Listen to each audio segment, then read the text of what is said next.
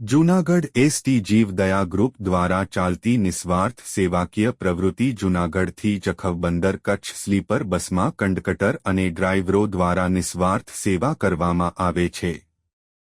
પોતાની નોકરી સાથે સેવાભાવી પ્રવૃત્તિઓ પણ કરે છે. ચોમાસું હે શિયાળો હોય કે પછી ઉનાળો હોય, ગમે એ ઋતુમાં શ્વાનોને રોટલી અને બિસ્કીટો આપવામાં આવે છે. અત્યારે જખૌબંદરે હાલ અંદાજિત 150 થી 200 જેટલા શ્વાનો છે. સ્ટોરી રમેશભાઈ ભાનુશાલી, નલિયા, અબડાસા, કચ્છ.